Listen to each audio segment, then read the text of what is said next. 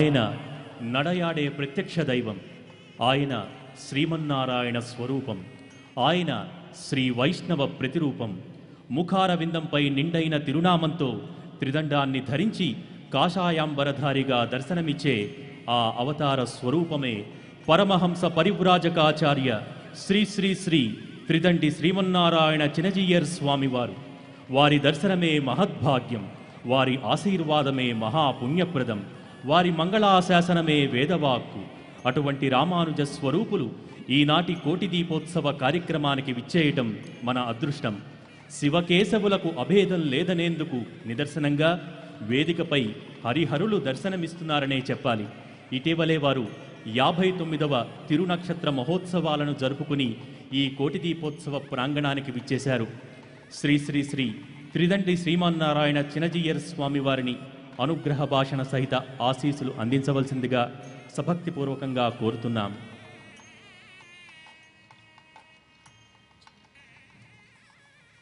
ఆపదామపహర్తారం దాతారం సర్వసంపదా లోకాభిరామం శ్రీరామం భూయో భూయో నమామ్యహం.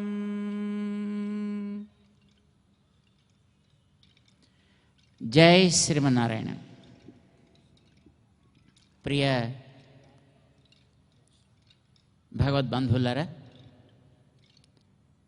ఈనాటి నుంచి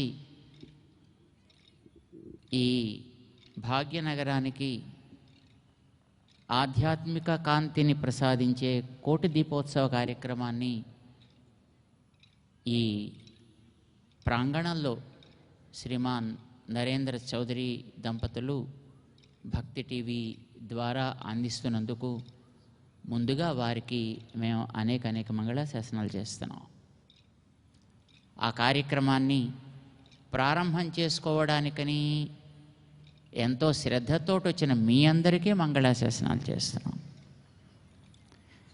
చౌదరి గారి వేళ సాయంకాలం 6ంటికి రావాలి అని మమ్మల్ని ఆదేశించారు. అయితే ఈరోజు రావడం కష్టమని మేము చెప్పాం. ఈరోజు అక్కడ ఒక చిన్న కార్యక్రమం మాది జరుగుతుంది. మేము ఆరాధన చేసుకునేటటువంటి పెరుమాళ్ళు ఒకసారి సరదాగా షికారుకి వెళ్ళాడు 1993వ సంవత్సరంలో. 3 రోజుల పాటు షికారుకి వెళ్ళాడు. ఆ తర్వాత ఒక పోలీస్ ఆఫీసర్ గారు మెల్లిగా వారిని జాగ్రత్తగా పట్టుకుని మళ్ళీ వెనక్కి తీసుకొచ్చారు. ఆ వెనక్కి వచ్చినటువంటి శుభ సందర్భంగా ఆయనకి ఒక 1000 కలశాలతోటి స్నపనం జరుగుతుంది, అభిషేకం జరుగుతుంది. అది ఈవేళ జరుగుతుందన్నమాట. కార్తీక మాసం ఆరంభం అయిన తదుపరి 4వ రోజున అంటే ఈవేళ అన్నమాట. ఈవేళ మూలా నక్షత్రం. ఈ నక్షత్రం నాడు జరుగుతుంది ఆ కార్యక్రమం ఉంది ఈవేళ. అది కొంచెం ఆలస్యం అవ్వచ్చునండి, రావడం కష్టం అవుతుంది అన్నా మేము చౌదరి గారితో. అయితే మీరు రాకుండా ప్రారంభం ఎలా జరుగుతుంది కనుక అంచేత మీరు వచ్చే తీరాలి, ఆలస్యమైనా పర్వాలేదు, కానీ 6ంటికి కాకపోతే పోనీ 7ంటికైనా మీరు తప్పకుండా రావాలి అని. అది కూడా కష్టమని చెప్పాము.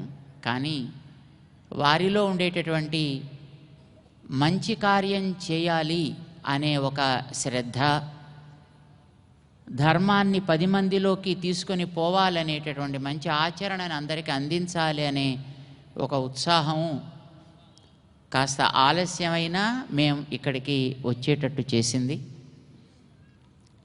మీరు 7ంటికో 8ంటికో దీపాలు వెలిగించాల్సింది, కానీ ఇంతవరకు మీరు ఇలాగ కూర్చుని ఆ దీపోత్సవాన్ని గురించి మళ్ళీ ఆలోచించేట్టు చేస్తూ కూర్చోనే ఒక అవకాశం మీకు కలిగింది. ఇది మాకు ఆనందంగా ఉంది. ఇందాక మా స్వామి అన్నట్టుగా బహుశా మీరు త్వరగా వెలిగించేసి ఇంటికి వెళ్ళిపోతే ఏదో చేస్తూ ఉండేవాళ్ళం కదా. ఇంట్లో కార్యక్రమాలు బోల్డ్ అని ఉంటాయి. కానీ ఇక్కడే ఇంకా కూర్చున్నాం అనుకోండి, ఆలోచిస్తూ ఉంటాం, మళ్ళీ ఆ ఉత్సవాన్ని గురించే ఆలోచిస్తూ ఉంటాం. దీన్ని ప్రతీక్ష అంటారు. ప్రతీక్షలో ఉండే ఆనందం అద్భుతమైనది. Joy of expectation is greater than the joy of realisation అని అంటారు. అంటే ఎదురుచూపులో ఉండే ఆనందం ఎదురవ్వడం కంటే గొప్పది అని. పుట్టినరోజు పండుగ వస్తోంది అనుకుంటాం అనుకోండి, ఆవేళ ఇలా చేద్దాం, ఈ స్వీట్లు చేద్దాం, ఆ పదార్థాలు చేద్దాం, వీళ్ళని ఇట్లా వాళ్ళని ఇట్లా మనం రిసీవ్ చేసుకోవాలి, వాళ్ళతోటి ఇట్లా మాట్లాడాలి, ఇవన్నీ అనుకుంటూ ఉంటాం, ప్రిపరేషన్.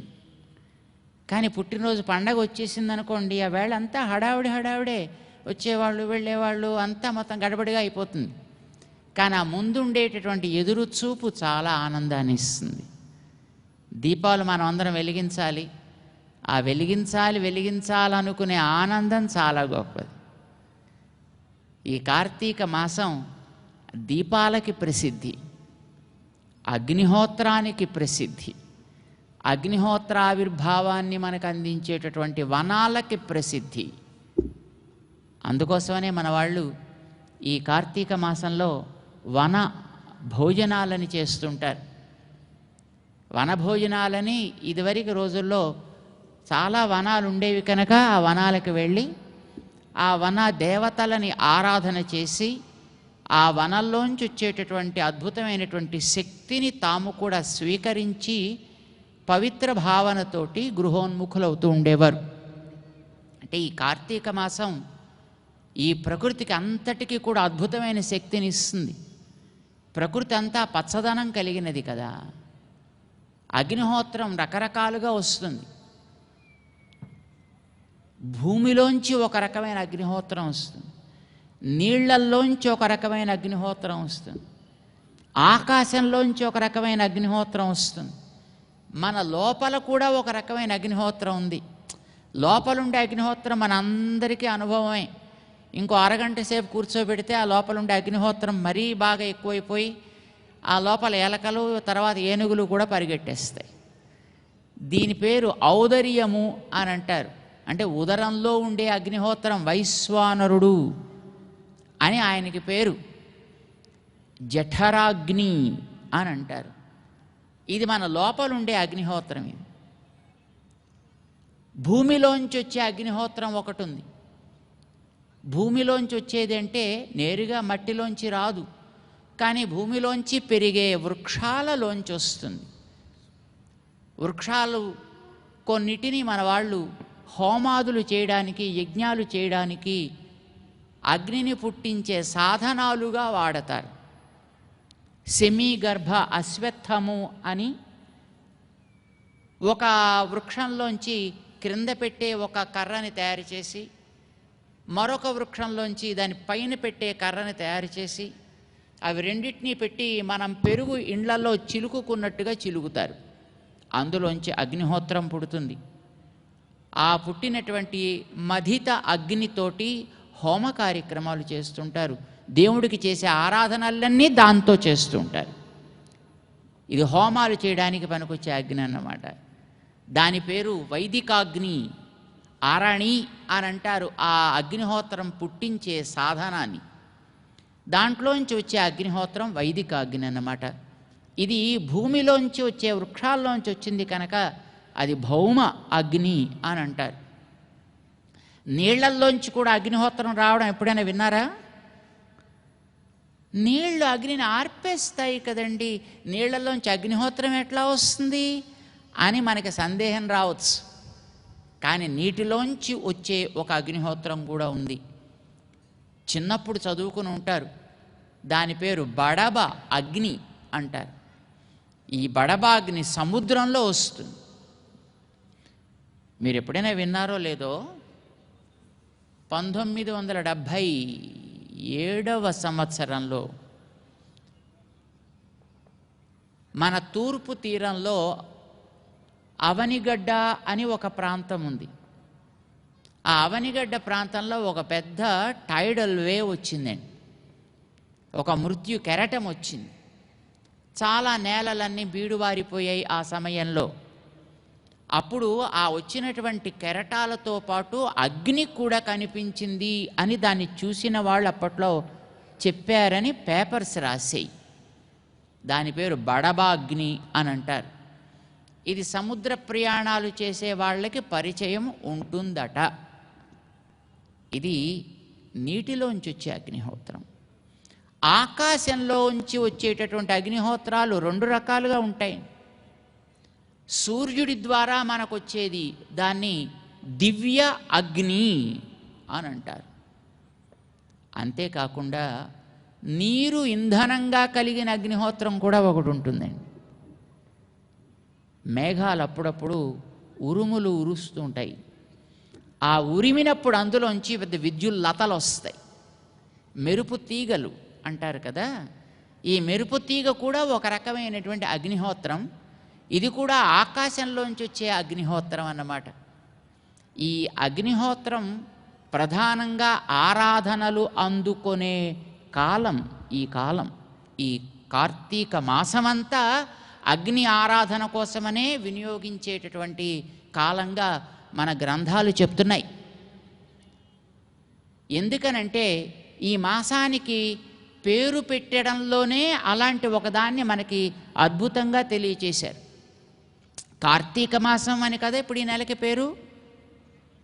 ఎందుకు వచ్చింది ఈ పేరు అనంటే, మన వాళ్ళు పూర్ణిమ నాడు ఏ నక్షత్రం ఉంటుందో ఆ నక్షత్రపు పేరుతోటి ఆ పున్నమి నాటి చంద్రుడు ప్రారంభమైనప్పటి నుంచి ఆయన మళ్ళీ తన కళలని వెనక్కి తీసుకునేటంత వరకు, అంటే అమావాస్య దగ్గర నుంచి మళ్ళీ అమావాస్య దాకా, అమావాస్య తర్వాత కదా చంద్రుడు కళలని క్రమంగా పెంచుకోవడం ప్రారంభం చేస్తాడు. ఒక్కొక్క కళ పెరుగుతూ ఉంటుంది. ఆయనకి పూర్ణిమ నాటికి నిండు చంద్రుడు కనిపిస్తాడు. మళ్ళీ ఒక్కొక్క కళ తరుగుతూ ఉంటుంది.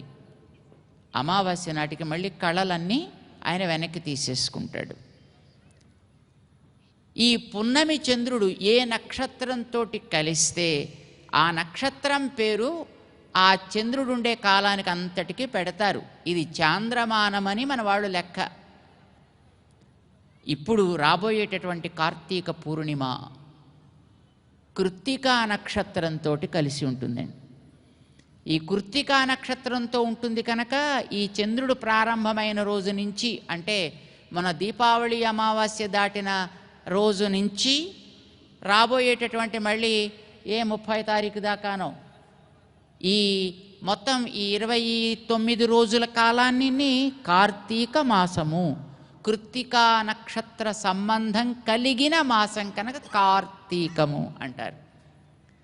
ఇప్పుడు చిత్రా నక్షత్ర సంబంధం ఉంటే చైత్రం అంటారు కదా.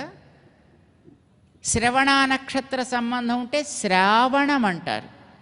అలానే మృగశీర్ష నక్షత్రం అయితే మార్గశీర్షం అంటారు. రాబోయే నెల అని మన స్వామి చెప్పారు. దీని తర్వాత వచ్చేది.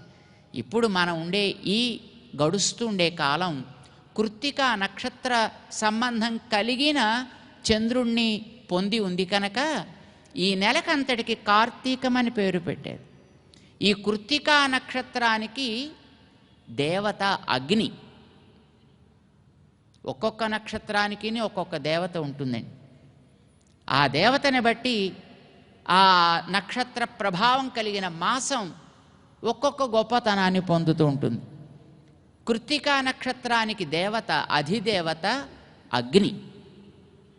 అందుకే ఈ కార్తీక మాసం అంతా అగ్నిహోత్రం ఎక్కడెక్కడి నుంచి వస్తుందో వాటన్నిటినీ మీరు జాగ్రత్తగా ఆరాధించగలిగితే, అగ్నిహోత్రాన్ని మీరు శ్రద్ధగా ఆరాధించగలిగితే, మీకు ఏ క్రమము ఆదేశించాయో శాస్త్రాలు ఆ క్రమాన్ని కనుక మీరు పాటించగలిగితే ఆ అగ్నిహోత్రుడి యొక్క అనుగ్రహం మీకు కలుగుతుందండి.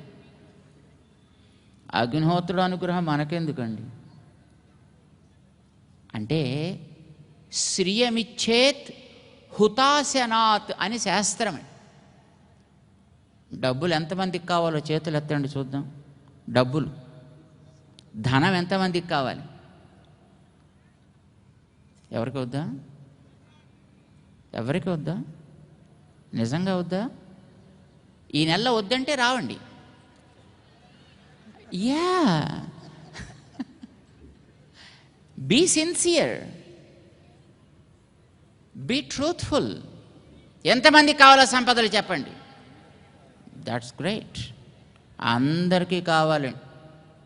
సామాన్యులకి కావాలి, ధీమాన్యులకి కావాలి, మహామాన్యులకి కావాలి, ప్రభుత్వాలకు కూడా కావాలి.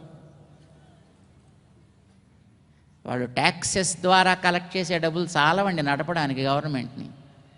మరి వాళ్ళకు కూడా డబ్బులు కావాలండి. స్టేట్ గవర్నమెంట్ వాళ్ళకి కావాలి, సెంట్రల్ గవర్నమెంట్ వాళ్ళకి కావాలి.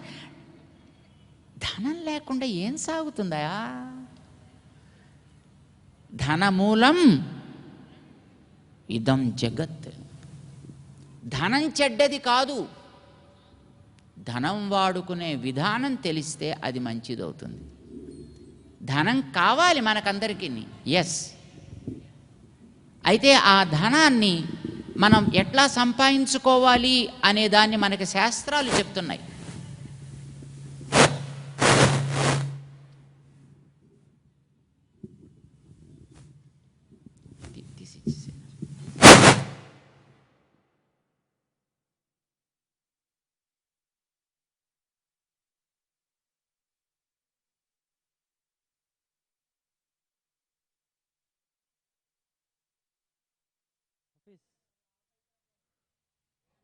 Hafiz.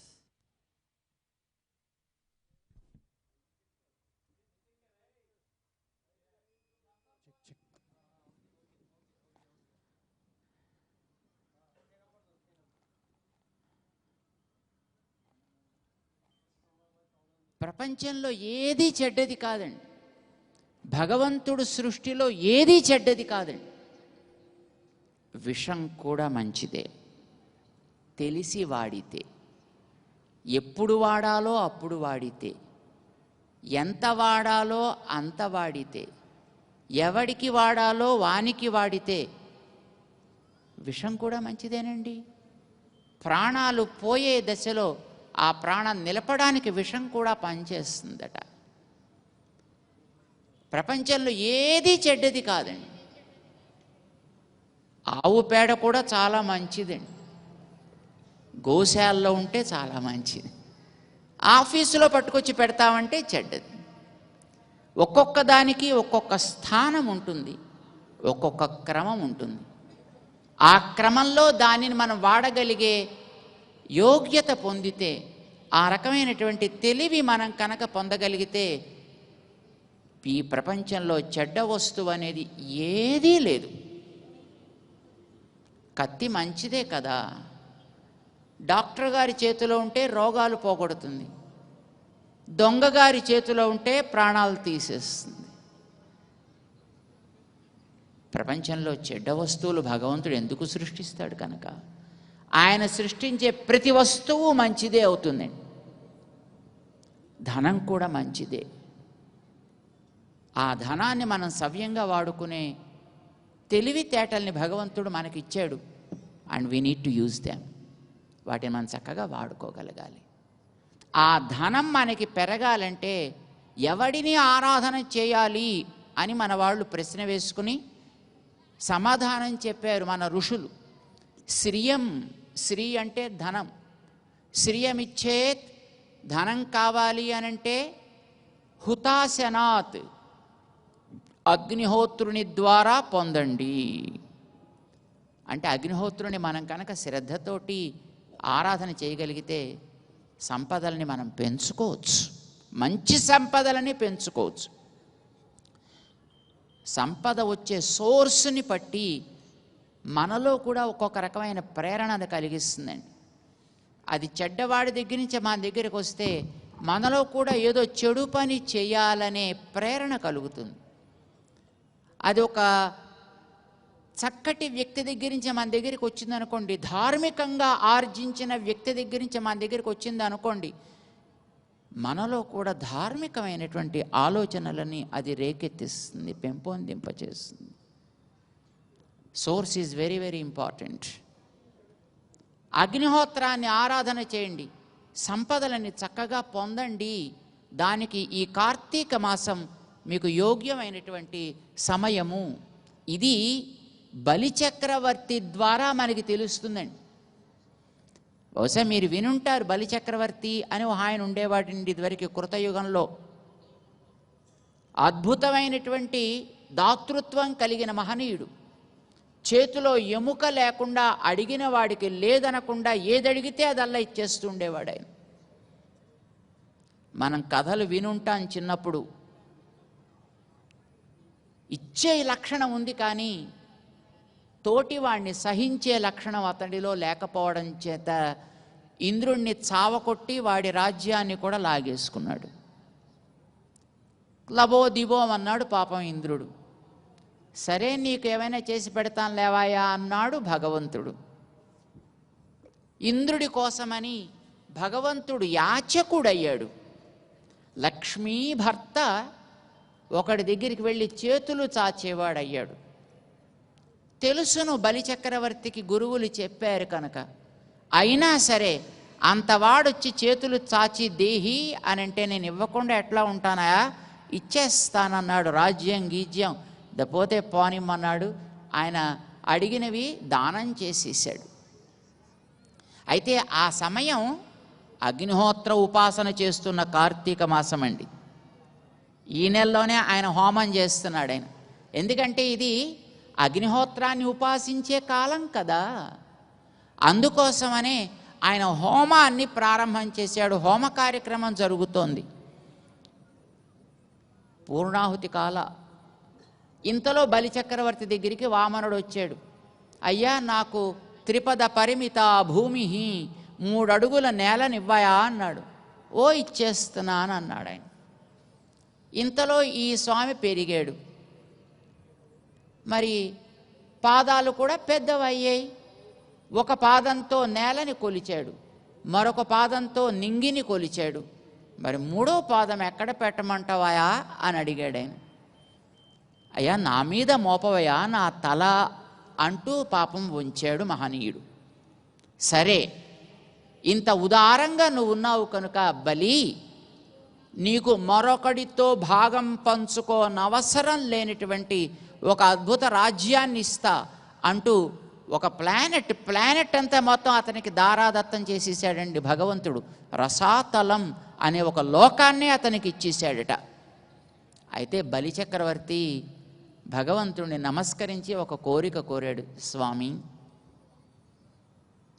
నువ్వు నేరుగా నా యాగానికి వచ్చావు. ఇంతకంటే నాకు కావలసిందే ఉంది. నా యాగం సఫలమైందయా. యజ్ఞో వై విష్ణు, వేదం చెప్తోంది. యజ్ఞం అంటే సాక్షాత్తు భగవానుడే. యాగాలు చేస్తారు కానీ భగవంతుణ్ణి నేరుగా చూడటానికి ఎవరికి అదృష్టం దక్కదు. నాకు దక్కింది ఆ అదృష్టం. దక్కడమే కాదు, ఆ భగవంతుడు నా యజ్ఞ వాటికలో అడుగులు వేస్తూ నడిచి వచ్చి చేయి చాచి దేహి అని అడిగాడు. ఇంతకంటే నాకు కావలసిన ఇంకేముందా? నా యజ్ఞం వాజ్ సక్సెస్ఫుల్, నేను సఫలం, నా కార్యాన్ని చేసుకున్నానా అని ఆనందంగా చెప్పాడు. కానీ యజ్ఞం ఇలా ఆరంభం చేయి, ఇలా ముగించు అని ఒక శాస్త్రం చెప్పింది కదా. యజ్ఞం ప్రారంభించాలంటే దానికి ఒక ప్రాసెస్ ఉంటుందండి. మొట్టమొదటి ఏదో కొన్ని పూజలు చేయాలి, ఆ చేసే చోటుని సంస్కరించాలి, అక్కడ దర్భలు లాంటివి పెట్టాలి, ఏవో కొన్ని సమిధలు లాంటివి పెట్టాలి. దానికి 1, 2, 3 లెవెల్స్ ఉంటాయి. ఒక్కొక్క చోట ఒక్కొక్క రకమైనటువంటివి ఏవో పెట్టాలి. ఓ పక్కన దానికి ఏదో ఒక రక్ష పెట్టాలి. ఇలాగ బోర్డంత సెటప్, దానికి ముందర ప్రిపరేషన్ ఉంటుంది. అది చేయకుండా అగ్నిహోత్రం హోమ కార్యక్రమం చెయ్యరు. చేయాల్సిన ప్రధాన హోమాలు ఏవో చేసేస్తారు. అయిపోయిన తర్వాత మళ్ళీ ఆ అగ్నిహోత్రాన్ని సమాపనం చేసే ప్రాసెస్ ఒకటి ఉంటుంది. మళ్ళీ నీళ్లు పట్టుకొచ్చి హోమం దాంట్లో పోసేసి చుయ్యమని ఆరిపోయకూడదు. దాన్ని అగ్నిహోత్రాన్ని మళ్ళీ సమాపనం చేసేటటువంటి ఒక క్రమం ఉంటుంది. ఇదంతా శాస్త్రం చెప్పింది. శాస్త్రం చెప్పిన దాన్ని ఇప్పుడు నేను చేయలేకపోతున్నాను. ఎందుకంటే మధ్యలోనే నువ్వు వచ్చేసావు కదా, నాకు వరం ఇచ్చేసావు కదా. నన్ను రసాతలానికి పంపేస్తున్నావు కదా, పూర్ణాహుతి చేసే ఛాన్స్ మరి నాకు ఇహ లేదు కదా, అంటే యజ్ఞం మధ్యలో సమాప్త అయిపోతోంది కదా. మరి ఇట్లా యజ్ఞం మధ్యలో కనుక ఆగిపోతే ఆ చేసినవాడు బ్రహ్మరాక్షసుడు అవుతాడని చెప్తోందా? కారణం శాస్త్రం అంటే నీ ఆజ్ఞ. శృతి స్మృతి మమైవ ఆజ్ఞ, ఇది భగవంతుడే నేరుగా చెప్పాడు. వేదము ధర్మశాస్త్రము కూడా నా ఆజ్ఞ అని నువ్వే కదా చెప్పావు. అంచేత శాస్త్రం చెప్పడం అంటే నీ మాటే. మరి ఇప్పుడు నీ మాట సవ్యంగా పూర్తి కాకుండా అర్ధాంతరంగా ఆగిపోతుందయా, మరి ఇది దోషం కదా. ఆ దోషం తొలగడానికి నాకు వచ్చిన వరం ఇయ్యి. ఏం చేయమంటావోయ్ అన్నాడు భగవాన్. మరేం లేదు స్వామి, ఇది కార్తీక మాసం కదా, ఈ కార్తీక మాసం అగ్ని ప్రధానమైన మాసం కదా, కొంతమందే చేయగలుగుతారు అగ్నిహోత్రం, హోమ కార్యక్రమాలు అందరూ చేయలేరు. సామాన్యులమైనటువంటి మనలాంటి వాళ్ళం ఆ హోమాలు గట్రా చేయాలంటే మనకేం మంత్రాలు వస్తాయా, తంత్రాలు వస్తాయా? మరి మనం ఎట్లా చేయగలుగుతాం? ఎవరో చదువుకున్నటువంటి పెద్ద పెద్ద పండితులు లాంటి వాళ్ళంటే ఓ బ్రహ్మాండంగా హోమాదులు చేసేసుకుంటారు. మరి మనలాంటి వాళ్ళం ఏం చేయాలి? స్వామి, అందరూ చేయగలిగేటట్లుగా ఈ అగ్నిహోత్ర ఉపాసన, అర్థాత్ అగ్నికి లోపలుండి దాన్ని ప్రజ్వలిల్ల చేసేవాడివి నీవే అని చెప్పుకున్నావు కదా. యదాదిత్య గతం తేజ యచ్చంద్రమసి యచ్చ అగ్నౌ తత్తేజో విద్ధి మామకం అని నీ ఆజ్ఞే కదా. అగ్నిహోత్రంలో ఉండే కాంతి నీవే, అగ్నిహోత్రంలో మండించే శక్తి నీవే. ఈ మాట నువ్వే చెప్పుకున్నావు కనుక నిన్ను అందరూ ఆరాధించే ఒక చిన్న కోరిక నేను కోరుతా, నీవు దాన్ని అనుగ్రహిస్తే నేను కృతకృత్యుణ్ణని భావిస్తానయా. అడగవయా స్వామి. యోగ్యులైన వాళ్ళు, చదువుకున్న వాళ్ళు, పండితులైన వాళ్ళు, వాళ్ళు పెద్ద పెద్ద హోమాలు గుళ్ళల్లోనూ గోపురాల్లోనూ చేసుకుంటారు. మరి గృహాల్లో ఉండేటటువంటి సామాన్యులందరూ కూడా నీ ఆరాధన, అగ్ని ఆరాధన చేయడానికి ఇద్దరికీ కూడా సరిపోయేటట్టుగా నేను చిన్న కోరిక కోరుతానయా, చెప్పు. కార్తీక మాసం ఆరంభమైన నాటి నుంచి కార్తీక మాసపు పూర్ణిమ దాకా ఇండ్లల్లో నీ పూజ చేసి నీ దగ్గర దీపం వెలిగించి, ఆ దీపంతో ఇంటిలో అనేక దీపాలను వెలిగించుకుని ఎవరైతే ఈ కార్తీక మాసపు దినాలన్నింటినీ కాంతివంతం చేసుకుంటారో అలాంటి వాళ్ళకి నేను ఈ యజ్ఞం చేసినందువల్ల సాక్షాత్తు నీవే భగవంతుడు నడిచొచ్చావే, ఇలాంటి ఫలితం ఆ దీపాలు వెలిగించిన వాళ్ళందరికీ కలిగించు.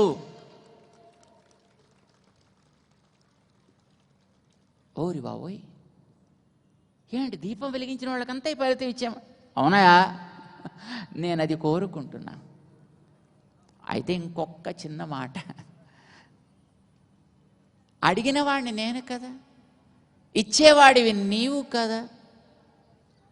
ఇంత ఉదారంగా నాలాంటి స్వార్థపరుడుగా ఉండేటటువంటి వ్యక్తిని, ఇతరుల ధనాన్ని కూడా లాక్కోవాలని నేను ఇంద్రుడి రాజ్యాన్ని లాగేసుకున్నానే, ఆ రకంగా నేను ఒక దోషం చేశాను కదా.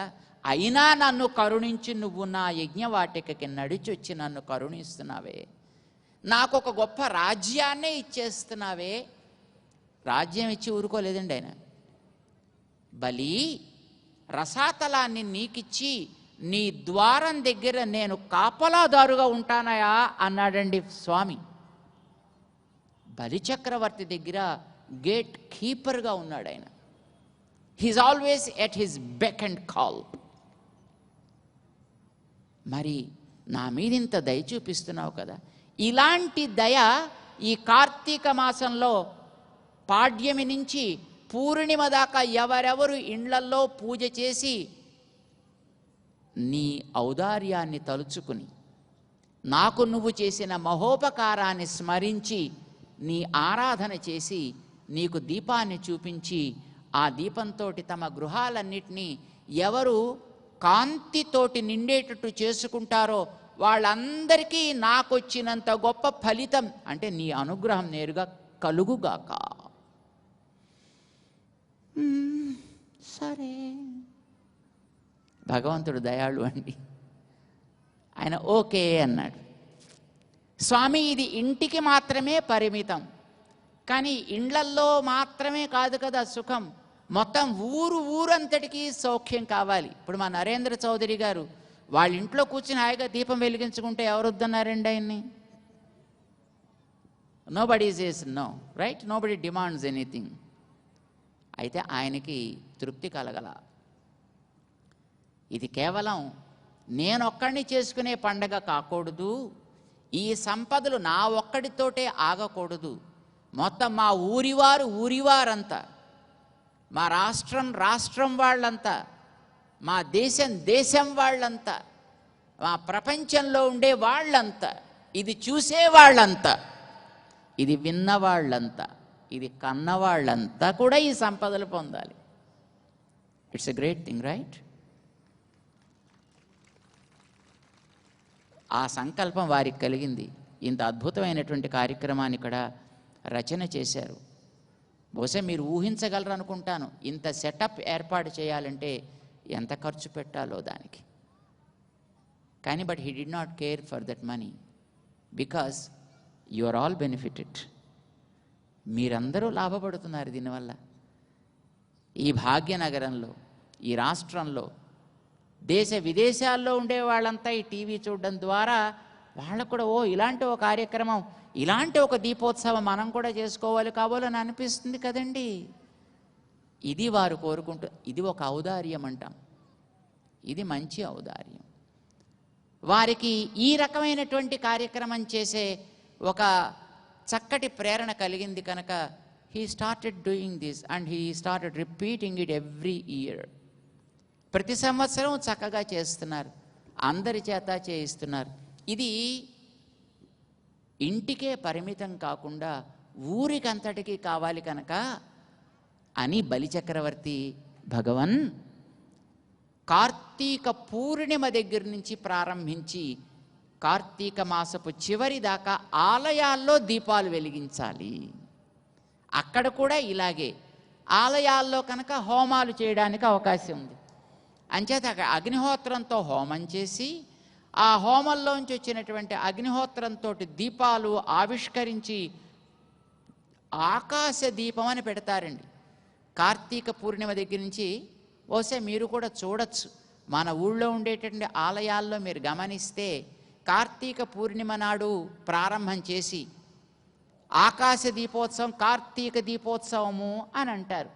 ఆ వేళ నుంచి ఒక మంచి దీపంలో బాగా దీపాన్ని వెలగలిగేటువంటి ఇంధనాన్ని నింపి ఆ దీపాన్ని వెలిగించి ఒక కప్పితోటి జాగ్రత్తగా ధ్వజస్తంభం పైదాకా తీసుకువెళ్ళి రాత్రంతా వెలిగేటట్టు చేస్తారు. దాన్ని ఇది కార్తీక దీపము అని అంటారు.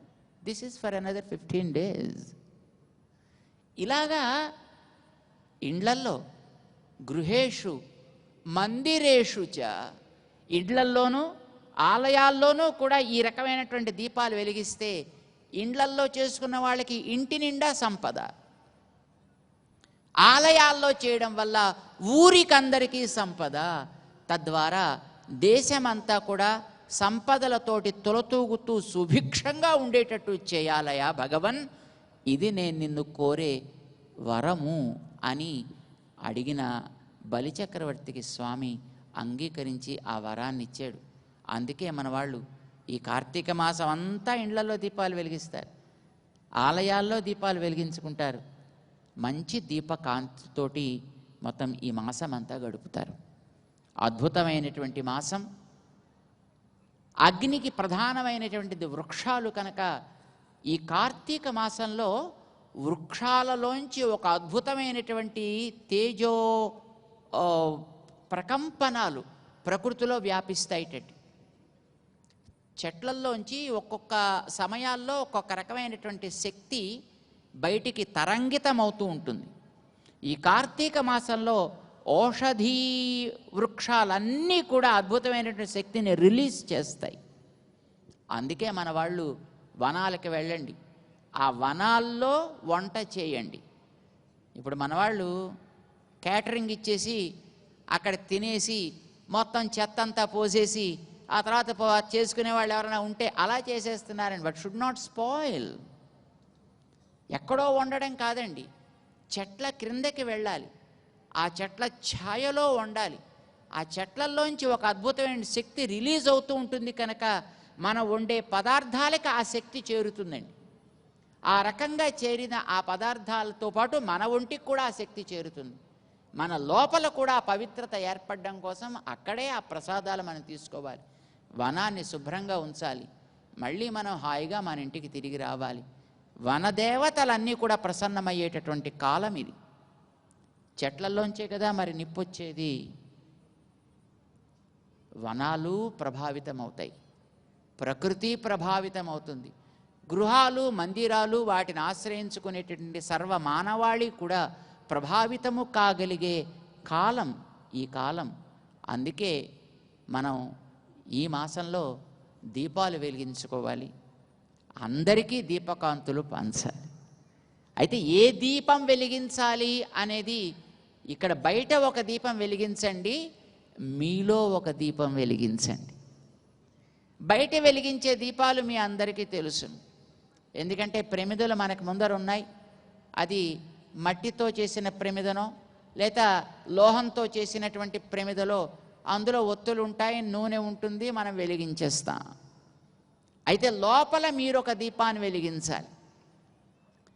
మీ మనస్సుని ఒక ప్రమిద చేయండి, మీలో ఉండేటటువంటి ప్రేమనే అందులో నెయ్యిగా మలచండి. భగవంతుణ్ణి స్మరించగలిగే ఆలోచన ఉంటుందే, అది ఒత్తుగా దాంట్లో వేయండి.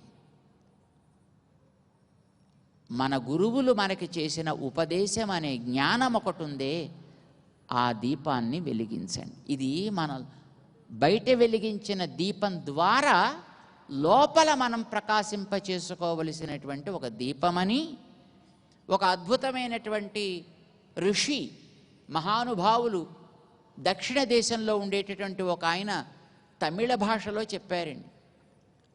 అన్బే తగళయా ఆర్వమే నెయ్యాక ఇన్బురుహు సిందయుడు తిరియా నన్బురుహు జ్ఞాన చుడర్ విళక్కు ఏత్తినేన్.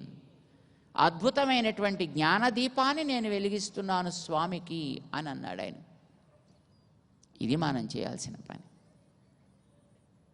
ఈవేళ కోటి కోటి దీపాలను వెలిగిస్తూ ఆ కాంతిని లోకానికంతటికీ పంచాలి అని శ్రీమాన్ చౌదరి గారు, వారి దంపతులు, వారి యొక్క టీవీ బృందం అందరూ కూడా సంకల్పించి ఒక అద్భుతమైనటువంటి కార్యక్రమాన్ని ఇక్కడ చేస్తున్నారు. చాలా సంతోషంగా ఉంది. కార్యక్రమాల్లో వివిధ స్థాయిలు ఉంటాయండి. మనం చదువుకునేటప్పుడు 1వ తరగతి, 2వ తరగతి, 10వ తరగతి, ఇంటర్మీడియట్, డిగ్రీ, ఆ తర్వాత ఇంకా పైన ఉండేటటువంటి రీసెర్చ్ చేసేటటువంటి డాక్టరేటు, ఇలాంటివన్నీ ఉంటాయి కదా. అలాగే మన జ్ఞాన దశల్లో కూడా వివిధ దశలు ఉంటాయి. ఏ దశకి తగ్గ వారికి దానికి తగ్గట్టుగా మరింత మరింత పైకి వెళ్ళగలిగే అవకాశం కలిగించాలి. అందుకే ఈవేళ ఇక్కడ ఈ భక్తి టీవీ వారి ద్వారా చక్కటి ఒక కార్యక్రమాన్ని ఏర్పాటు చేసి ఒక రకమైనటువంటి స్థాయిలో ఉండేటువంటి వారికి ఈ రకమైనటువంటి దీప ప్రజ్వలన ద్వారా మంచి మానసమైనటువంటి ఒక ప్రేమ పరిపాకమై అది భగవంతుణ్ణి చేరగలిగేటట్లుగా తీర్చిదిద్దాలి అని ఇంత మంచి ఏర్పాటు చేస్తున్నారు. చాలా సంతోషంగా ఉంది. ఇది ఒక్కొక్క ఏడాది ఒక్కొక్క రకమైనటువంటి అందాలు సంతరించుకుంటోంది. మొదటి ఏడాది ఏదో క్యాజువల్గా వారు ప్రారంభం చేసినా అది ఒక్కొక్క ఏడాది ఒక్కొక్క రకమైనటువంటి ఇంప్రూవ్మెంట్ వారు దీంట్లో చేస్తూ అద్భుతంగా దీన్ని అందిస్తున్నారు. క్రమము సరి అయినటువంటి రీతిలో దీన్ని చక్కగా చేయగలిగేటటువంటి వారి యొక్క ఉత్సాహం అది సరి అయినటువంటి దిశలో చక్కగా సాగుతూ మరింత పైకి వారిని తీసుకువెళ్ళాలి అని మనందరికీ కూడా ఈ వెలిగించే దీపాల ద్వారా అది మన గృహాల్లో కూడా చక్కగా వెలిగించుకుంటూ మంచి సంపదలని మనకి తెచ్చి ఇవ్వాలి అని ఆశిస్తూ అనేక మంగళాశాసనాలు మేము చేస్తున్నాం. శ్రీమాన్ చౌదరి దంపతులకి, అలానే ఈ పూట ఇక్కడికి విచ్చేసినటువంటి అతిథులకి, ఈ కార్యక్రమాన్ని చక్కగా అందుకుంటూ ఉండేటటువంటి మీ అందరికీ కూడా మేము అనేక మంగళాశాసనాలు చేస్తూ శ్రీమాన్ చౌదరి దంపతులని ఈ మంగళాశాసనాలు స్వీకరించి ఆ తర్వాత పై కార్యక్రమాన్ని నడిపించమని ఆహ్వానిస్తున్నాం. జై శ్రీమన్నారాయణ.